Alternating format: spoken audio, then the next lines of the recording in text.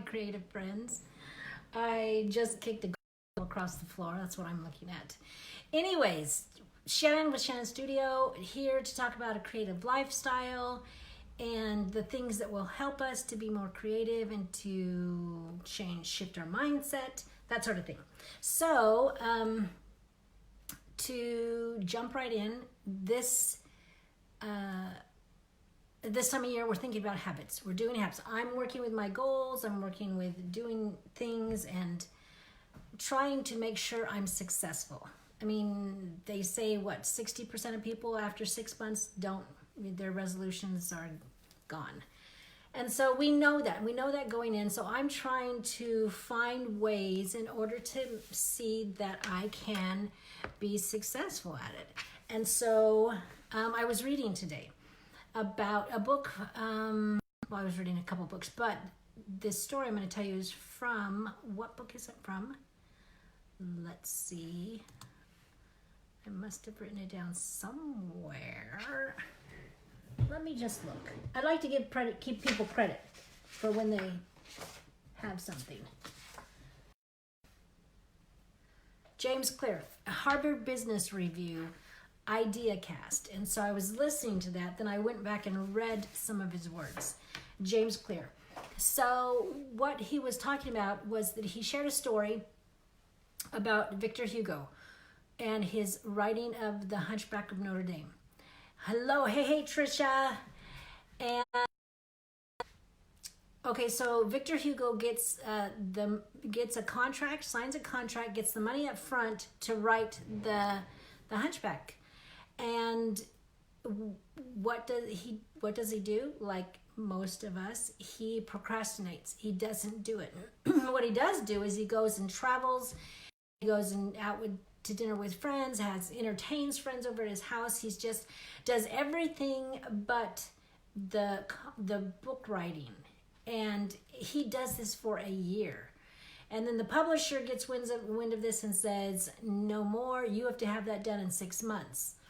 And so, and I can totally relate to this because I often have a real problem when I know something is either sold already or it's a commission or whatever. I have a hard time painting on demand. I have a hard time producing when it's like feels forced, I guess. I don't know. But I related to this story. So what happened was Victor Hugo took his assistant and they took all of his clothes, packed them up in a trunk, locked it, took it out of the house, and they were gone. So he was left with just a shawl. So then that meant he didn't have clothes to go out entertaining. He didn't have, he didn't look good enough to go out or have friends over. So it took out travel. He didn't have clothes to travel with. So it took, doing that one act, removing the clothes, made him and not be distracted by what he was doing and made him focus on the task at hand of writing the book. And then he wrote it in 5.5 months and had it turned in before the deadline that the publisher had set. So what James Clear was saying was that technique, that device is called a commitment device, where in order to make whatever you want to do easier, to be able to clear the way to make it so there's nothing in the way to get to doing what you want to do. So I'm looking at, I've been doing this for several days about looking at my habits, looking at my goals, and those things that I have down on my list of what I want to do. So I'm thinking, and I'm working, and I didn't know that there was like a word for it, commitment device. But when we have habits that we want to change, having commitment devices is one way to help ourselves be able to accomplish those goals, to make it easier for ourselves to do them. So, for instance, I'm just going to go through some of my goals. So some of my goals are health goals, to be able to lose weight, to be more healthy. And so one of my big things is I don't drink enough water. I simply do. I know I don't. I have the terrible a terrible, terrible time with it. So what I did, and today I did that even before thinking about this, was I went and bought more water bottles. So I have a water bottle at my desk. I have one in where I put my makeup on and where I do my morning routine. And so I will have no excuse to not drink water. So in the morning I'll fill it up and then I'll have it. And so when I think, oh, I should drink water, a lot of times I would just say, oh, I should go get a drink of water. But then I would get distracted about with whatever I was doing because I didn't really care. But then when I thought about it today, it's like, I need to get a drink of water. It's like right there, bam. It's right. That's a commitment device for me to be able to do what I need to do, make it easier, convenient, so I can do it.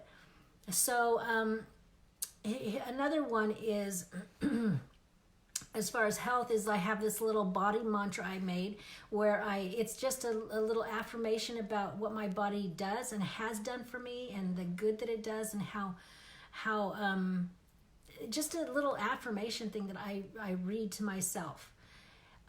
Because one of the things that I talked about in a video several videos ago was the power of the mind to be able to actually do things with your body. So I'm trying to put that into effect, and I read that daily. And then I'm doing intermittent fasting sometimes. So I was having a hard time. Last year I did it, started it, and then we came back to the States and came to Sweden, and our got so off. Our schedule got off. When I was doing it, Alan came home from lunch. Every day at noon, we were doing great. It was so easy to follow, but then our circumstances changed, so then it was like up in the air. So I needed something to be able to get myself back on doing that. And so I realized, I can use my stopwatch on my phone every time I'm done eating for the day. Turn the stopwatch on, and then it keeps track of the hours, and I don't have to. So if I think, I something, but I don't remember when I started, I can just look at my stopwatch, and it's like, oh no, I need, or oh yeah, I can eat now. So that it's a commitment device for me to help me do what I want to do and make it easier. Also walking. Hey, Laureline. Also, walking was one of my goals and one of the habits, and this was months ago that I picked this up. I just decided to get, everybody's getting a Fitbit, but I didn't want to spend that much money, and so I just got like a $13 counter, and I just hooked that on every day. Laureline's waving. Laureline.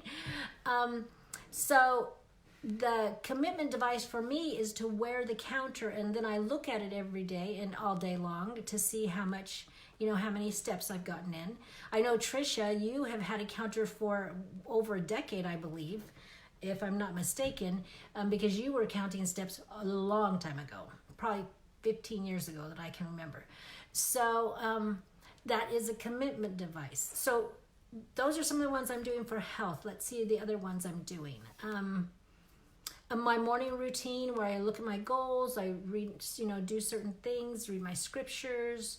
I have all the tools in one place. So my scripture markers, my scriptures, anything I need is right there. So I just have to get up, stumble into the room, and sit down.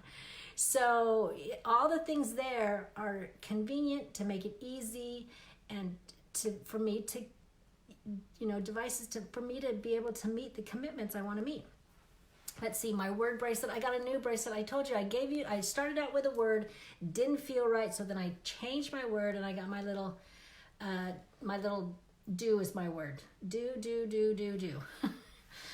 Trisha says 16 years, over 14,000 miles. No one can find me. That's amazing. I remember when you did that, and I remember I thought to myself, I could never. And here I am. What did I have today? Let's look. 13,762. So that is a commitment device. It helps you keep track or do, or make it easier, or brings it to mind, or it just where you can just sit down and do something.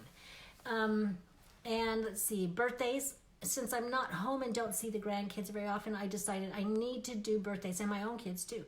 I need to do birthdays and send out cards or send something tangible for them on their birthdays. So I'm over here making a birthday chart and had their birthdays on it because it's hard for me to keep track.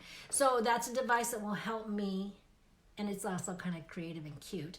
It'll help me to be able to remember what I want to do.